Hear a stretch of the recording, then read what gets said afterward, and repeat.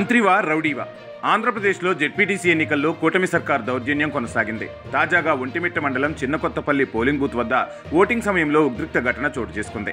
రాష్ట్ర మంత్రి రాంప్రసాద్ రెడ్డి స్వయంగా బూత్లోకి ప్రవేశించి అక్కడి వాతావరణాన్ని కలవరపరిచినట్లు ప్రత్యక్ష సాక్షులు ఆరోపిస్తున్నారు. ఓటర్లు క్రమంగా తమ ఓటు హక్కు వినియోగించుకుంటున్న వేళ మంత్రి బూతులోకి వెళ్లి స్లిప్పులు లాక్కుంటూ దౌర్జన్యానికి పాల్పడ్డారని స్థానికులు చెబుతున్నారు. ఈ క్రమంలో మంత్రి సమక్షంలోనే వైఎస్ఆర్సీపీ ఏజెంట్పై దాడి జరిగిన ఘటన కలకలం రేపింది.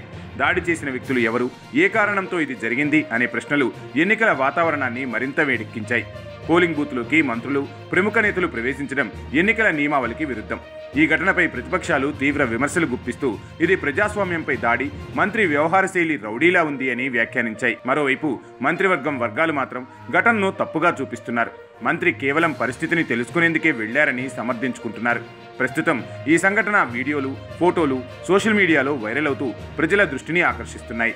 ఎన్నికల అధికారులు ఈ వ్యవహారంపై ఏ విధమైన చర్యలు తీసుకుంటారన్నది ఇప్పుడు ఆసక్తిగా మారింది. ఇది ఒక్క సంఘటన, లేక ఎన్నికల సమయంలో అధికారాన్ని దుర్వినియోగం చేసే మరో ఉదాహరణనా అన్న ప్రశ్నకు సమాధానం రాబోయే రోజుల్లో స్పష్టమవుతోంది.